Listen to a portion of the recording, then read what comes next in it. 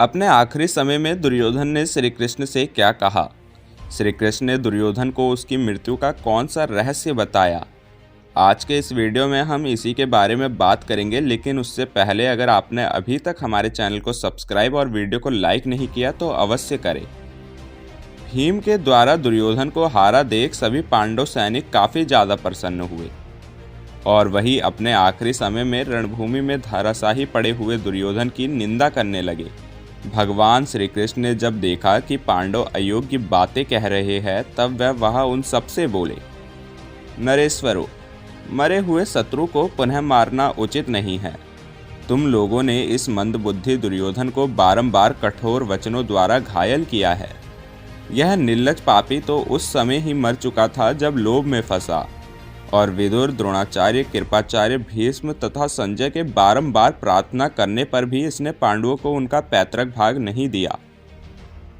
श्री कृष्ण के मुख से यह अपेक्षयुक्त वचन सुन राजा दुर्योधन अमृष के वशीभूत होकर उठा और दोनों हाथ पृथ्वी पर टेक कर बैठ गया। उसे प्राणों का अंत कर देने वाली भयंकर वेदना हो रही थी, तो भी उसकी चिंता ना करते हुए दुर्योधन ने अपने कठोर वचनों से वासुदेव नंदन श्री कृष्ण को पीड़ा देना प्रारंभ किया। ओ कंस के दास के बेटे, मैं जो गदा युद्ध में अधर्म से मारा गया हूँ, इस कुकृत्य के कारण क्या तुम्हें लज्जा नहीं आती है? जो प्रतिदिन सूरवीरों का भारी संहार मचा रहे थे, उन पितामह भीष्म का तुमने श्रीखंडी को आगे रखकर वध कराया। अश्वत्थामा के सदृश नाम वाले एक हाथी को मारकर तुम लोगों ने द्रोणाचार्य के अस्त्र शस्त्र नीचे डलवा दिए। क्या वह मुझे ज्ञात नहीं है? इस धृष्टद्युम्न ने पराक्रमी आचार्य को उस अवस्था में मार गिराया जिसे तुमने अपनी आंखों से देखा, किंतु मना नहीं किया। पांडु पुत्र अर्जुन के वध के लिए मांगी हुई इंद्र की शक्ति को तुमने घटोत्कच पर छुड़वा दिया। तुमसे बढ़कर महापापी कौन हो सकता है? बलवान भूरिश्रवा का हाथ कट गया था और वह आमरण अनशन का व्रत लेकर बैठे हुए थे। उस दशा में तुमसे ही प्रेरित होकर महामना सात्यकी ने उनका वध किया। मनुष्यों में श्रेष्ठ कर्ण अर्जुन को जीतने की इच्छा से उत्तम पराक्रम कर रहा था। उस समय तुमने नागराज अश्वसेन को, जो कर्ण के बाण के साथ अर्जुन के वध के लिए जा रहा था, उसे अपने प्रयत्न से विफल कर दिया। फिर जब कर्ण के रथ का पहिया धरती में धंस गया और वह उसे उठाने में व्यस्त था, उस समय उसे संकट से पीड़ित एवं पराजित जानकर तुम लोगों ने मार गिराया। यदि मेरे कर्ण के तथा भीष्म और द्रोणाचार्य के साथ माया रहित सरल भाव से तुम युद्ध करते तो निश्चय ही तुम्हारे पक्ष की विजय नहीं होती। दुर्योधन की बातें सुनकर भगवान श्री कृष्ण बोले, गांधारी नंदन, तुमने पाप के रास्ते पर पैर रखा था, इसलिए तुम भाई, पुत्र, सेवक सहित मारे गए हो। वीर भीष्म और द्रोणाचार्य तुम्हारे दुष्कर्मों से ही मारे गए हैं। कर्ण भी तुम्हारे स्वभाव का ही अनुसरण करने वाला था, इसलिए युद्ध में मारा गया। ओ मूर्ख, तुम शकुनी की सलाह मानकर मेरे मांगने पर भी पांडवों को उनकी पैतृक संपत्ति, उनका अपना राज्य लोभवश नहीं देना चाहते थे। सुदुम्रते, तुमने जब भीमसेन को विष दिया, समस्त पांडवों को उनकी माताओं के साथ लाक्षागृह में जला डालने का प्रयत्न किया, और निर्लज दुष्टात्म द्योत कीड़ा के समय द्रौपदी को जब तुम लोगों ने घसीटा, तभी तुम वध के योग्य हो गए थे। भीष्म पांडवों के अनर्थ की इच्छा रखकर समरभूमि में पराक्रम प्रकट कर रहे थे। उस समय अपने मित्रों के हित के लिए श्रीखंडी ने उनका वध किया है। वह कोई दोष या अपराध की बात नहीं है।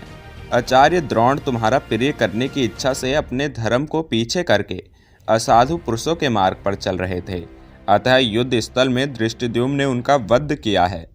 विद्वान सात्यकी ने अपनी सच्ची प्रतिज्ञा का पालन करने की इच्छा से सम्रांगण में अपने शत्रु महारथी भूरिश्रवा का वध किया है। अर्जुन ने वीरोचित सदाचार का विचार करके बहुत से प्रहार करने के अवसर पाकर भी युद्ध में कर्ण का वध नहीं किया, अतः तुम उनके विषय में ऐसी बात ना कहो। याद करो अर्जुन के उस पराक्रम को जो उन्होंने तुम्हारे लिए उन गंधर्वों पर प्रकट किया था। गांधारी नंदन, पांडवों ने यहाँ तुम्हारे साथ जो बर्ताव किया है, उसमें कौन सा अधर्म है?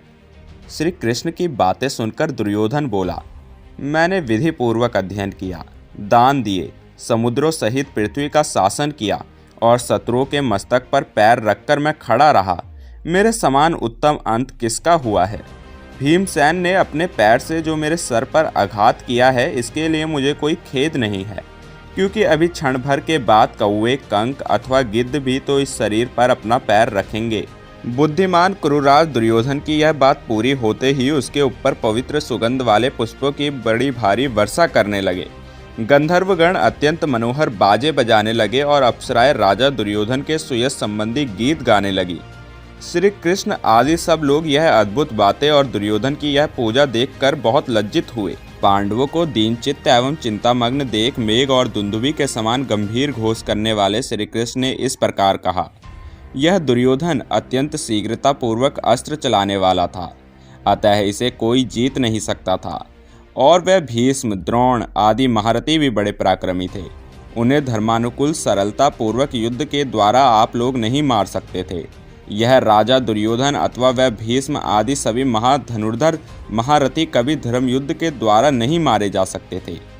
भीष्म, द्रोण, कर्ण और भूरिश्रवा ये चारों महामना इस भूतल पर विख्यात थे। साक्षात लोकपाल भी धर्म युद्ध करके उन सबको नहीं मार सकते थे। यह गदाधारी धृतराष्ट्र पुत्र दुर्योधन भी युद्ध से थकता नहीं था। इसे दंडधारी काल भी धर्मानुकूल युद्ध के द्वारा नहीं मार सकता था। इस प्रकार जो यह शत्रु मारा गया है, इसके लिए तुम्हें अपने मन में विचार नहीं करना चाहिए। भगवान श्री कृष्ण का यह वचन सुनकर सभी पांडव सहित समस्त पांचाल अत्यंत प्रसन्न हुए और सिंह के समान दहाड़ने लगे। कुछ देर बाद भगवान श्री कृष्ण तथा अन्य लोग दुर्योधन को मारा गया देख हर्ष में भरकर अपने अपने शंख बजाने लगे। श्री कृष्ण ने पंचजन्य शंख बजाया।